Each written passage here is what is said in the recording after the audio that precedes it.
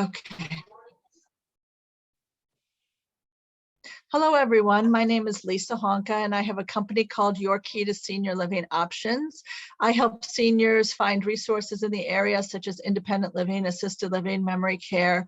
But I also help people find home care, understand what their long-term care insurance covers. I am a free resource here in the villages and surrounding areas. And during the pandemic, we've been bringing experts to my Zoom shows every Thursday, twice a month.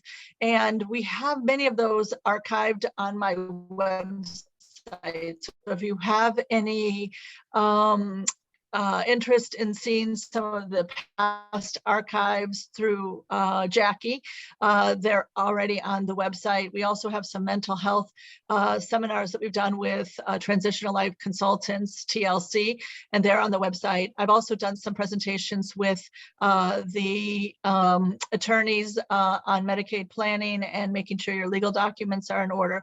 So there's quite a lot of information on my website, and I encourage you to go there. There also is a toolbox that you can download some information. Some of the upcoming events that we have are a caregiver support group. Josephine from my organization will be running that, and pre-planning the planning through Buyer's Funeral Home. So again, we're going to start our presentation with Jackie, and today's presentation is how to handle traveling with visitors and gifts this holiday season with someone who has dementia. So Jackie, thanks for joining us. Can you tell us a little bit about you and how you got involved with those that have dementia and their families, and kind of keep us up to date on, what are you doing these days, and where can people get support for those that have dementia and those families that are struggling with that? So thanks for joining us, Jackie. Well, thank you for having me. As Lisa said, my name is Jackie Kuhn, and I prior worked for the Alzheimer's Family Organization, which unfortunately had to close their doors in September due to COVID. And so therefore, we are no longer in existence. But AFO may have closed their doors, but services still continue. And as Lisa said, I do a lot of education, a lot of training, working with families one-on-one in their homes, and trying to make this journey just a little easier by offering that encouragement and that support that sometimes it's not available due to family being so far away. It continues that, things don't change. We continue to see the increased number of people with Alzheimer's. And so therefore, we know that it is still a much needed area that information needs to be brought to those that are caregivers. Our concern is the caregiver, because the caregiver is the one who remembers this journey. The loved one with the diagnosis does not. So we know that this is a very difficult path for one to follow, and in particular to do it alone. So my experience in the past also, not only with speaking to clubs, groups, churches, and organizations as such, but I have, I was adding it up last night in my head, since 1994, I've been an executive director to long-term care. And prior to that, I have worked in long-term care in every capacity there is. So I have over 51 years of experience in working with the elderly in long-term care, working with families with memory care issues, and also our memory care units. So my experience almost exceeds my years of living, but it's something that I just love to do. It's a part of me. It's a part of who I am, is to be working with these families. And I'm also currently working as a part-time social worker for the New Covenant United Methodist Church to help our families also deal with dementia, and how to age in place. How do we stay in our homes as long as we can stay. So, you know, there's so many different topics that we can talk about. And today I'm excited to talk about the holidays approaching and the things that we can do to make this hopefully a rememberable time for both the loved one with the diagnosis and also the caregiver. So Lisa, you just want me to keep going? Yep, just keep going, Jackie. Okay. All right. Okay. So we know that coming into the holidays, you know, it's very difficult to think about what can we do? Do we go see family? Do we stay home? Do we make it very minimal or you know, what are we going to do? And maybe your history has been that, wow, holidays were the time that everybody got together. This was the time that families joined together, and it was just the most memorable part of your lives. But we know as one is diagnosed with Alzheimer's or some form of dementia, that the season is not always as cheerful as it has been in the past. And we also know that it's probably less cheerful for the caregiver than it is for the loved one with the diagnosis, because they're very vulnerable to this experience. They always, you know, have all these holiday plans, the decorating, the cooking, the families coming in, families trying to get together, trying to keep our traditional holiday memories intact. But at some point during this journey, some of that has to give. Some of that has to change, because we know how difficult it can be when it comes to our caregiving for our loved one during the holidays. Sometimes, you know, maybe the holidays are at your home. Other times it really is a time of travel. It's a time of finding a way to get there. How do we get there? What's the best way for us to travel with somebody with this diagnosis? You know, the one thing that we want to make sure is if we're traveling by car, there's different things that we do. If we're traveling by plane, there absolutely are things, again, that we want to hopefully have in place to be able to entertain them while they are on the plane. The one thing I do suggest is if you're flying, that you contact the airlines and see if they have any policy about traveling with somebody with Alzheimer's. Some airlines do, others do not. So it'd be wise to ask them if they have any guidelines for that, so you can better prepare how you're going to make this trip to your loved ones. You know, the thing about traveling is we want to keep them, and just as we do in our home, we want to keep them as much as possible in a routine. You know, we don't want to jostle their whole world when it comes to traveling. If we're in a car, we know that we're going to have to stop. We're going to have to do things differently, maybe plan on a longer trip, because every so often we need to stop, walk, exercise, get something to eat, use the restroom. So it sometimes helps if you have an extra driver, so that there's another person in the car that can help entertain your loved one if they become restless.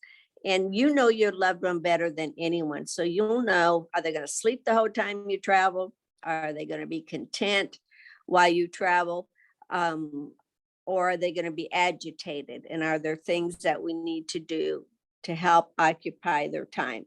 The things that you can bring in the car with you is a favorite blanket or pillow, picture, maybe a photo album of the family that you're going to go see.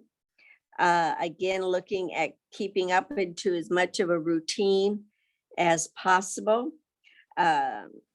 Schedule your events so that, you know, you aren't doing too many in one day if you're visiting multiple family members.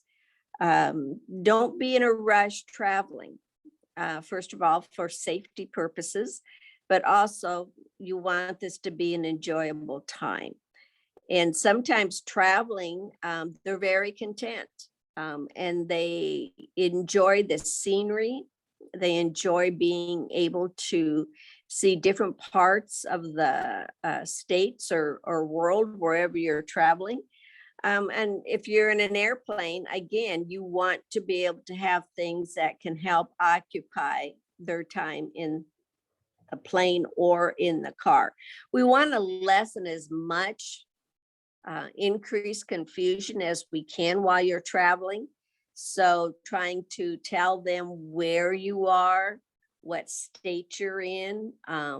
If you're flying, you know, what airlines, where you're going, so that you can keep them in tune to what is happening. So it can become a real good experience, or can become a very difficult experience. You know, sometimes your loved ones get exhausted traveling. And when they're exhausted, that sometimes increases their disorientation as to what is happening around them. So again, we want to find that way, you know, if we're stopping at a motel, that, you know, this is a routine. If they go to bed early, we need to stop early. We don't want to try to jostle too much of the normalcy that you would have had if you were at home. Some of the ideas that we're going to talk about with gifts are things that you can take in the car with you. There are things that you can utilize in the car. Music is a great option. They can put headphones on both on an airplane and in the car with their favorite music. I brought just some examples of some things we have. This is like a rag doll, something for them to hold or to nurture. The other thing that we've talked about is, I know some of you have seen these little poppet things.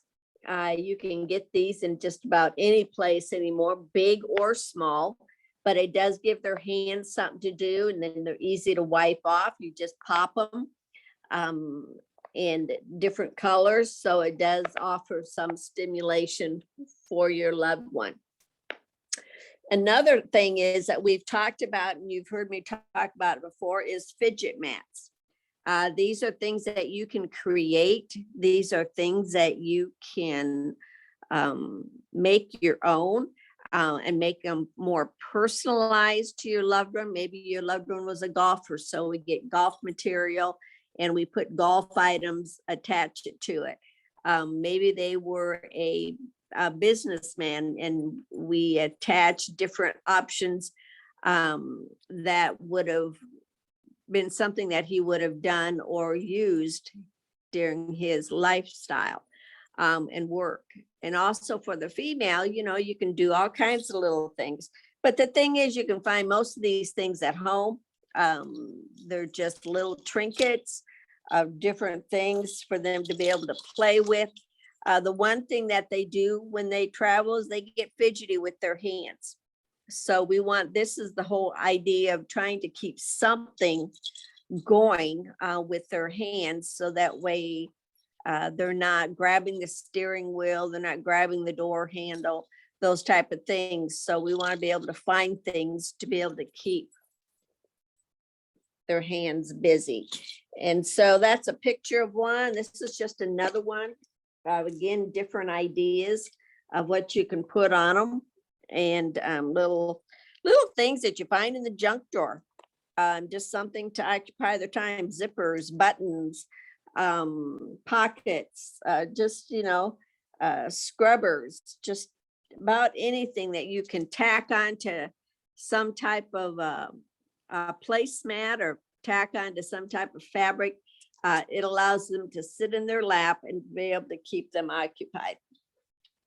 And again, those are items that you can both use for both airplane and also for the car when traveling. The thing you want to make sure you've got too is snacks in the car, you know, and that they've got something to munch on as they get hungry, or something to drink. Again, taking those rest periods, those times for them to be able to enjoy the trip a little bit more, to get out and walk around the rest stop, go to the restroom. we just want to make sure that we try to prevent exhaustion and confusion while they're in the car. And like I said, sometimes people are very comfortable in traveling in a car, and so they nap. My husband always teases me because I'm asleep before we're out of town. So it's important, again, that as you're dealing with traveling with your loved one, that you have the means in the car that you're going to need to be able to function while traveling. So, traveling is not easy, but it is definitely something that, may have to happen during the holidays. If the family can come to you, that's even better, because that way you don't have to unravel your normal daily routine. It may be a little different for them, but that's okay. It's his environment or her environment, and that's what we want to make sure that we stay comfortable with at all times. The thing that we always want to make sure that when we're visiting families during the holidays, that we're very concerned about our environment. As most of you, as I'm doing, seems like I keep decorating less and less every year, because I know what I get down, what I put up, I've got to take down and put back. And so I know that sometimes making our homes just a little bit more minimal with holiday decorations can sometimes be less stimulating for their loved one and increasing concerns. Many times during the holidays while we decorate, we've got cords around, or we've got candles around, we've got candies around, and we got trees. So we know sometimes these are not always the easiest items to protect our loved ones from if they were to pull on the tree and pull it over, or to trip on a cord. There are just things that we all need to be careful of in decorating our homes. So keep it simple, avoid having those cords and moving furniture around. Keep in mind that some care recipients may find new decorations curious and exciting and may displace them. Allow time for the caregiver's adjustment to any unfamiliar settings. So, try to put out as many memorable things as you think that they could remember. Maybe a photo album of past Christmas for them to be able to go through and to look through, that it would make it more enjoyable for them. So if the family's willing to come, let them come. It's easier on you than trying to make a long trip. It's easier for you to keep your loved one in a routine of the traveling. And families are pretty understanding of that. And if you explain to them that it's just not doable to travel, that, you would love for them to come visit you here. And that way they are able to enjoy your family time together. And sometimes it's a little different when you've got little ones and children, and they don't always understand why grandpa and grandma don't know who they are, and to try and help them understand that they don't have that in their mind of who you are. And it can be sometimes concerning as the children age. And when I say age, I mean getting in teenage years and such. They do have a better understanding. But majority of the time, we know that children uplift us during the holiday time. It makes it exciting. I always say Christmas isn't what it was years ago when we don't have little ones around us. So it can be really encouraging. It can put a smile on your loved one's face, just seeing the actions and the activities of the little ones, to be able to know that it's a holiday and they're so excited about what's going to take place, that it sometimes it offers a lot of joy to your family as well.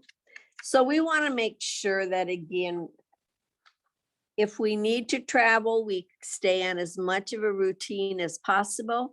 If families coming to see us, we need to stay again on our routine. Keep it simple. Do whatever you can to simplify the holiday festivities. You know, keeping the number of guests down, having guests bring a dish so you don't have to do all the cooking. Use paper plates and cups, and keep the festivities short.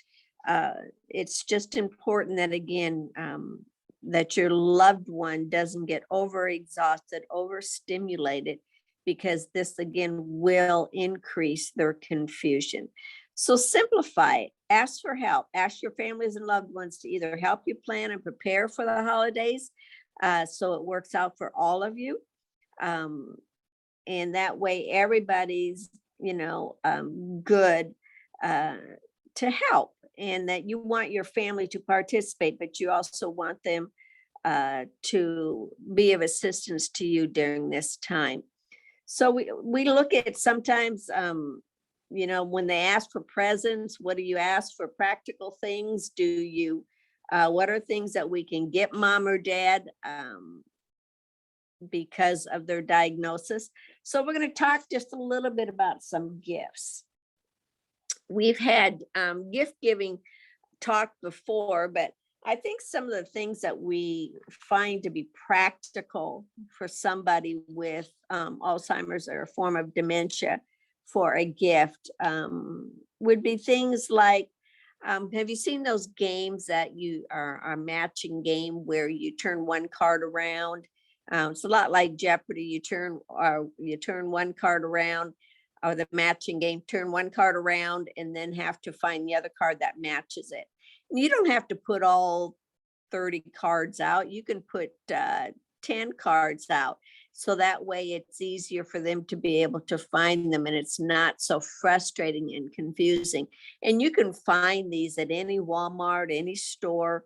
You can even create your own if you want to. Use a deck of cards if you want to match. And so try to find a way that they could enjoy some type of a mind stimulating game as well as fun, to be able to play it with the grandkids. The one thing about gifts that we want to make sure is that so many times we think of, well, that's a little too childish. But any of these ideas that we share today, you can incorporate more of an adult program. And you can make it that way. And the matching and the memory games, they have them that are not childish. And so that would be, again, a good way to offer something stimulating. Puzzles are a great gift. Now, I don't suggest the 1,000-piece puzzles where they all look alike and they're all small pieces. I would suggest 24-piece puzzle.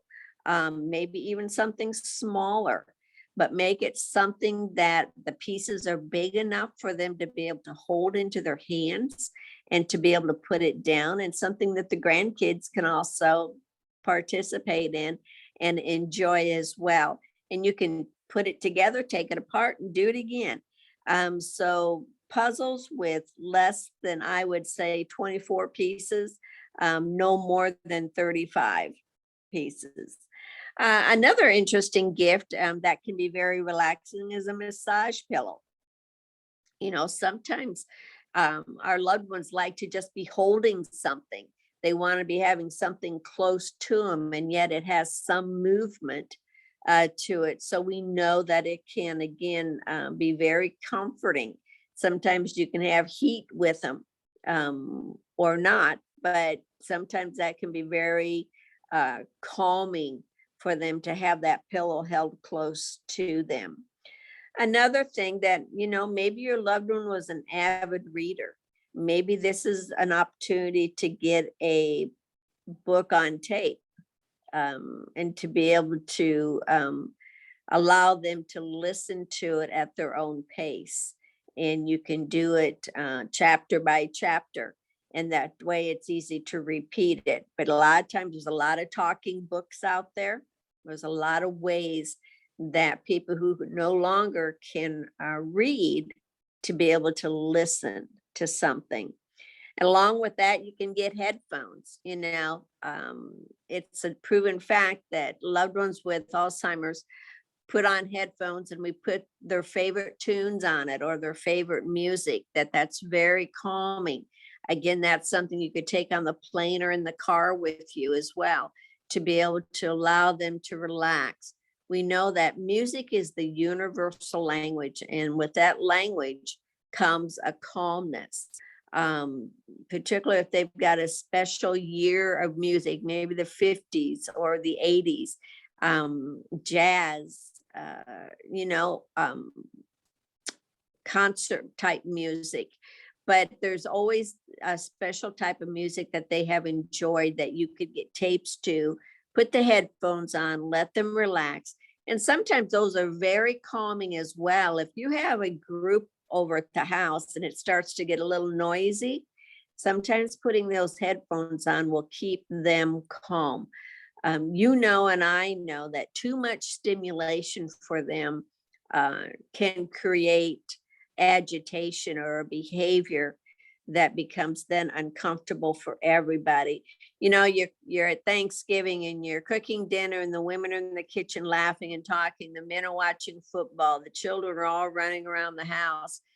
It can become very overwhelming to your loved one. So we want to be very conscientious about that. But headphones, again, would be the perfect gift to be able to give them, to tune that out, but also to be able to enjoy something that is meaningful to them. An activity apron or a fidget mat, like the fidget mats I just showed you, or you can take an old apron and do the same thing, sew items onto that apron so it's right on their lap and tie it behind them so it won't fall off their lap. To be able to give them something. Again, we want to keep their hands busy because, again, that is what keeps them calm, because they're always fidgeting. That's why we call them fidget mats or activity apron. So those are also an item that you can do and create for them to be able to use. Radios, they make like a one button radio where it just matter of pushing it on and pushing it off. Sometimes that allows them to have control of what they want to listen to and what they want to hear. A digital photo slide. This is a very popular gift where you can buy, it's about the size of an iPad, and family can send periodically new photos. You can put photos in it that continually slide, that it allows them something to look at. And then there's changes with it, with updated pictures. So sometimes those are a very popular gift. You can get those on Amazon, you can Walmart, you can order them. They're very popular. A photo album of your earlier life. Maybe work on a photo album of past Christmases. We know that your loved one is not in the world of today, but they may be in that world of when you were in your 20s, when your family was just new and little. That part of their life, long-term memory, is much clearer than that of a short-term memory. So maybe create that photo album of past holidays, mom and dad, past pictures that they can take with them in the car, on the plane. But those are things, again, that might be creative and kind of fun to create on your own and to be able to do. Make a busy board with different gadgets. Sometimes, you can get a piece of wood and you can put more manly things on it, I guess. A lock and chain, a key lock, something to unscrew. There's just things that you can make it just a little bit more personalized for the gentleman. That it's something that they can be creative with. Things that if they were a trinket person and always played with their tools and stuff like that, come up with something that you can make what I call a busy board to be able to do that. They have telephones with big buttons that, sometimes in early stages that they're able to utilize to be able to have set numbers programmed to the children, to be able to have it on speaker, to be able to hear it at all times. So you can find those two also just about anywhere, order a bigger button speaker phone. Coloring books for seniors. There are all kinds of senior coloring books around, and you can use versus crayons, you can use colored pencils. Some of them are painting, and all you do is add water. So that allows them to not have to create a big mess, but it allows them to be able to feel creative in what they're doing. So, people sometimes say, oh, I think a coloring book is too childish. Well, I tell you, they sell like hotcakes, and everybody enjoys them. And they're very focused in what you do with them. And like I said, using colored pencils isn't quite like using crayons as the grandkids would use. So colored pencils are a great tool to do the coloring books. You can buy all kinds, big pictures, more detailed pictures. I had a gentleman one time saying, well, my wife and I are doing coloring, and he says, we're doing a fantastic job. He says, but we don't know what to do with these beautiful pictures when we're done. And I said, well, I says, when your grandkids give you a picture, what do you do with it? And he says, well, we put it on the refrigerator. And I says, well, I bet if you send them one of your pictures that you have colored, they'll put it on their refrigerator and they can think of you. So that's what they did. And they were so excited because now all the effort that they do in their coloring is given to the family. So painting books, same thing with the coloring books. As I said, you can just have water and a brush and just be able to paint those. And sometimes you can even erase them and start again on the same picture. So again, it's just finding that perfect gift. And if sometimes you have to look in the children's areas to be able to find those gifts, but many of them, again, you can look at them and say, this is more of an adult type program or an adult type gift. And it's not a cartoon. It's not a childish book or coloring book. So you gotta search sometimes, but you can definitely find them. A large giant word search, they make those books where the letters are really huge. If they've been a puzzle person, if they've been a word search person before, sometimes these can be very entertaining for them, and they're able to find one or two words. So that again is something that you can find just about anywhere.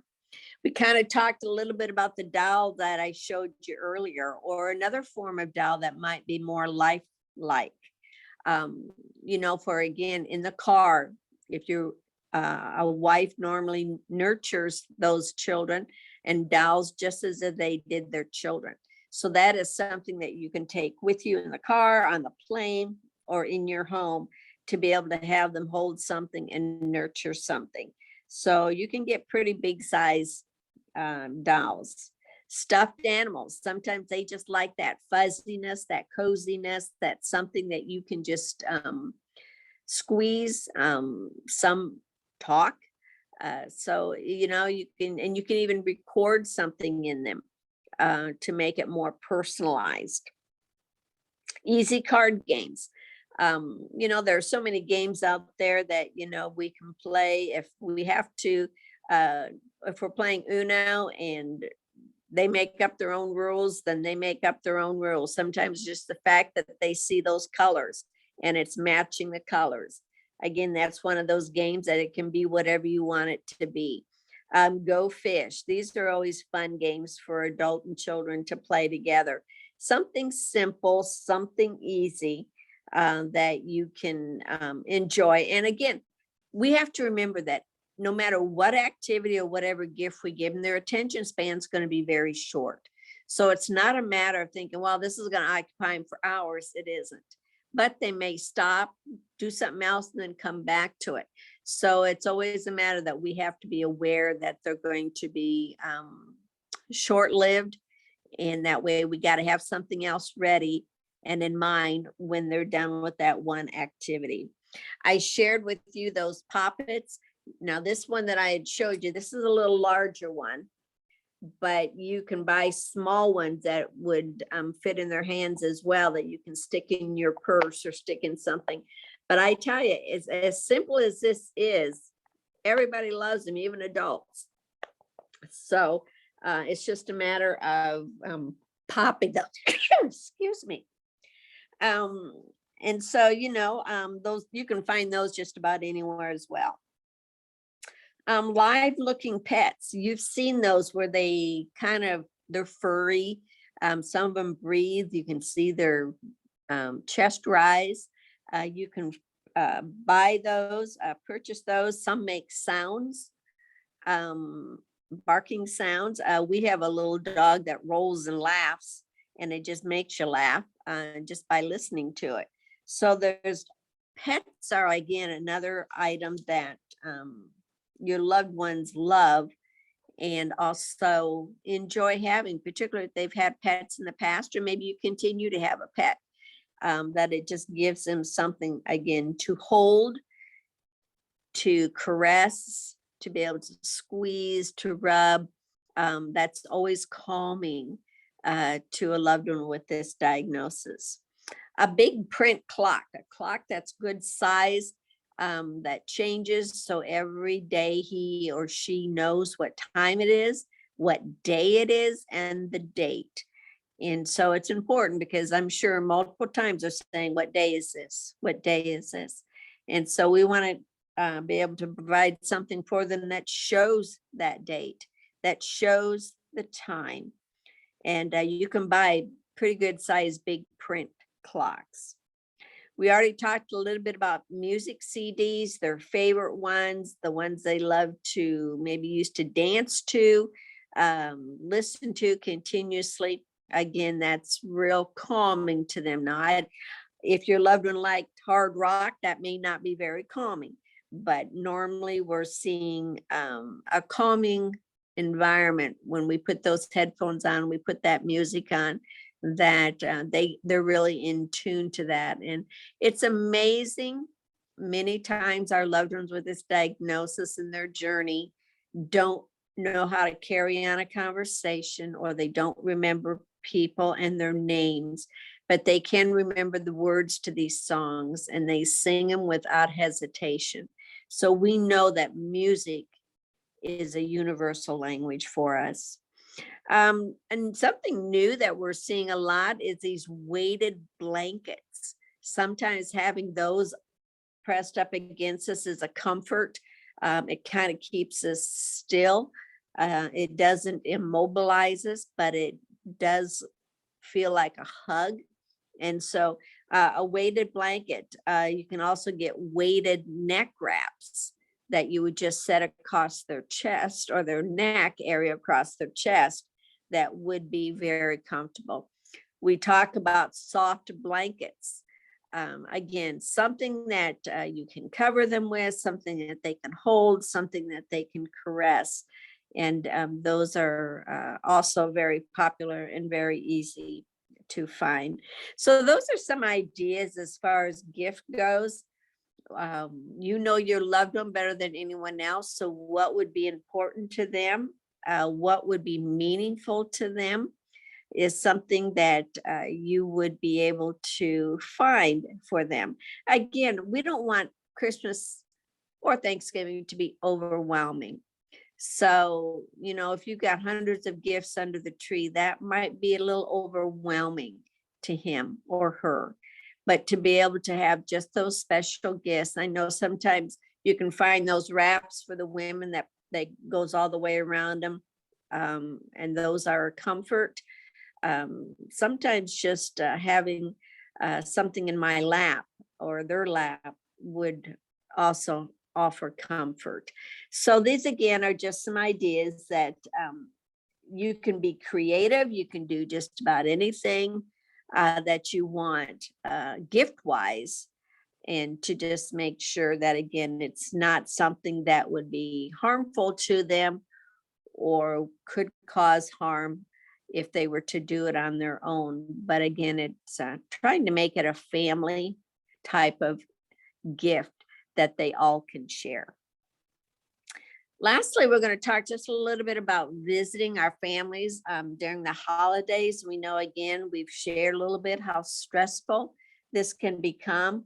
Just a couple key points to this. If you're going to a family gathering, I know it's not usual that we do this, but it might be a good idea to get those little name tags and stick everybody's names on it, so that if the loved one goes up to somebody, they see what their name is. And that way, you know, they feel like they're remembering someone in their family.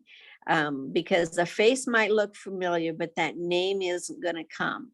So make those little name tags that would allow everybody to be able to, he would or she would be able to recognize your loved ones. And it's kind of a fun project for the kids. They can decorate them, draw something Christmassy on them along with their names, but making the letters pretty good size so that your loved one would be able to read it.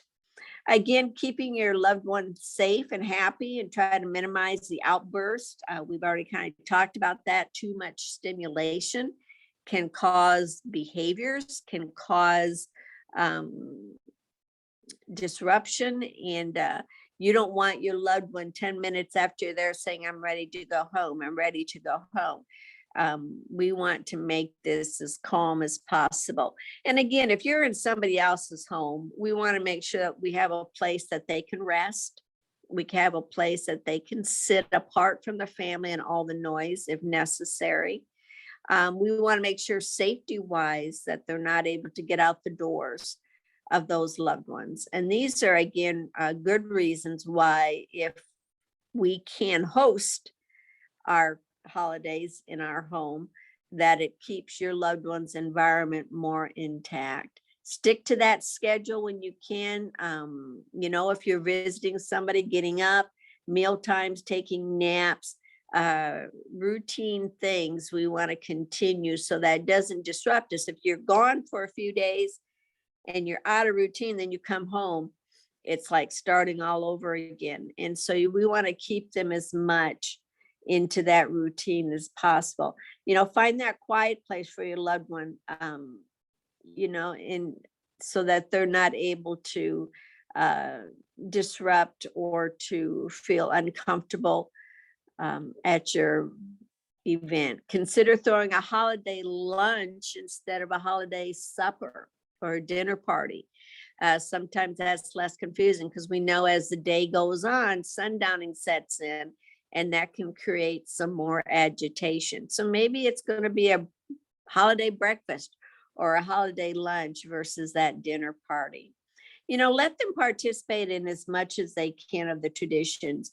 You know, due to their attention span, cognitive issues, people in the later stages of Alzheimer's and dementia might be happier taking part with the holiday activities of the younger kids, because that's what was exciting to them.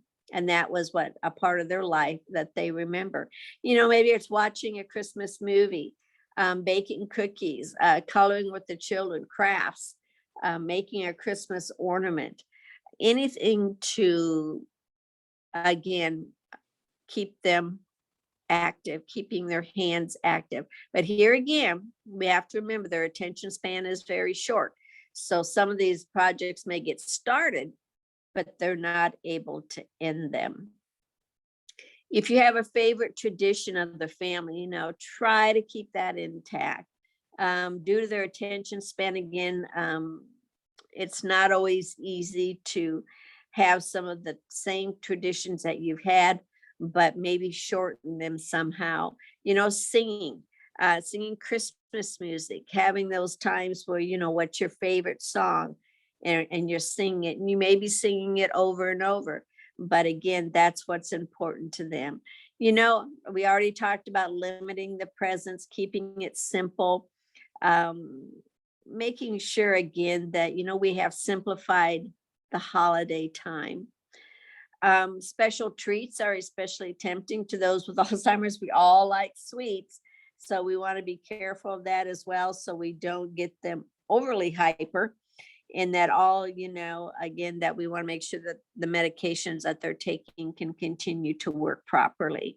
Surround your loved one with music. We already talked about that, about singing, having that Christmas music around you, taking pictures, videos.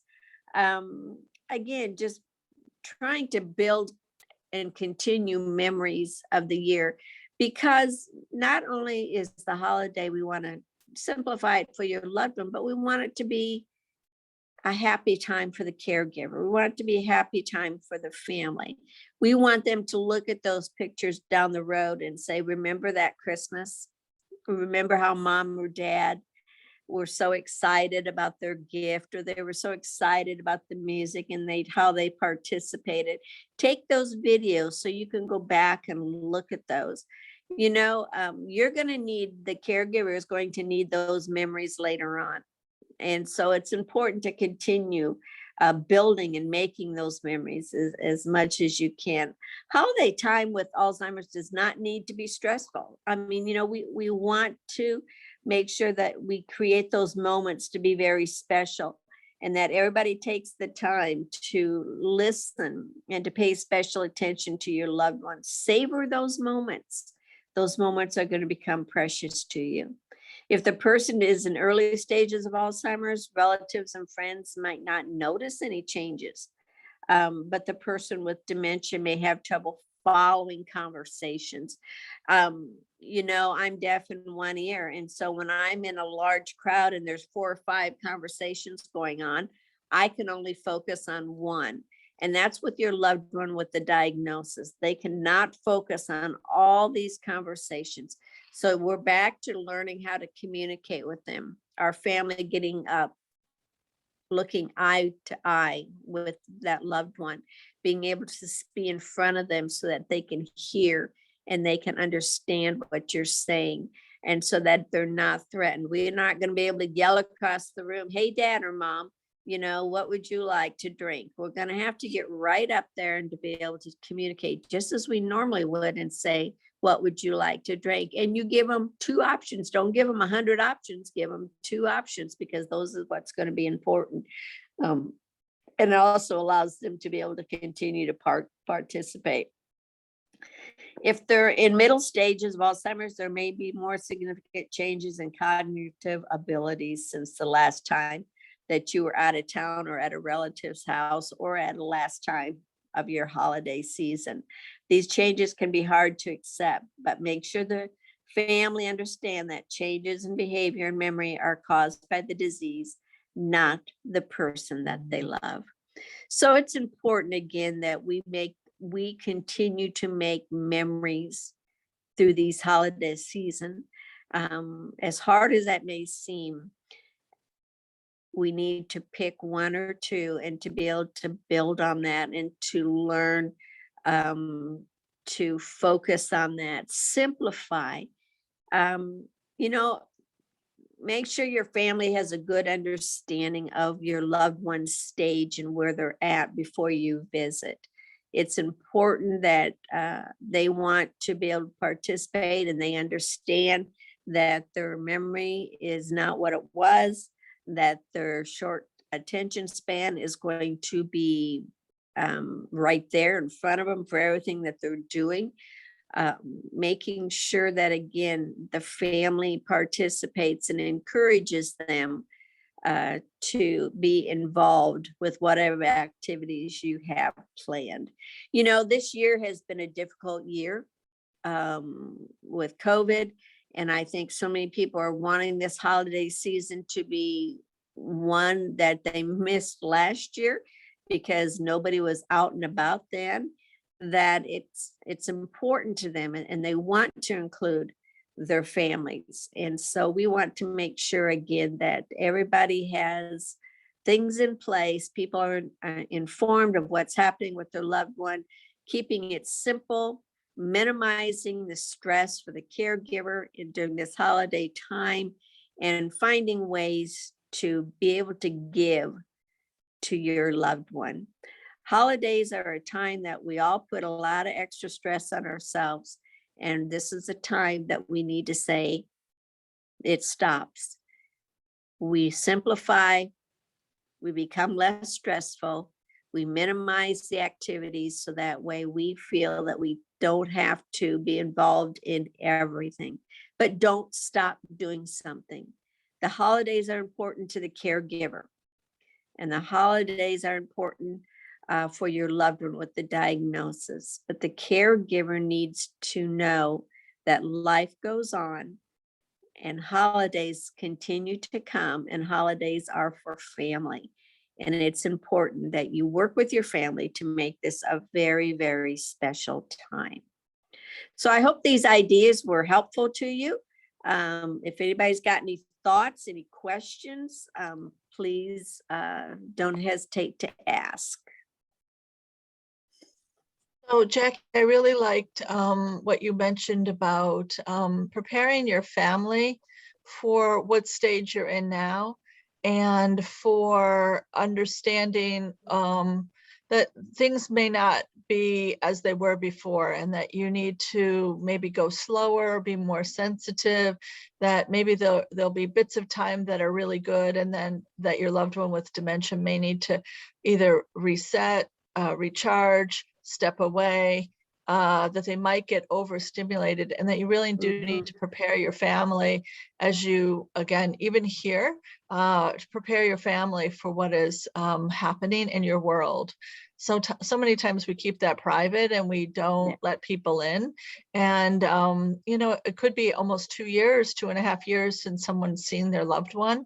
And then it's quite jarring, you know, perhaps loss of weight, a little bit more deconditioned, but also the caregiver. There may be some changes in their ability to weather the ups and downs, right? There may be a little more snappy, or a little more burned out, right? So I think it's preparing your family for what is to come, and expectation, setting realistic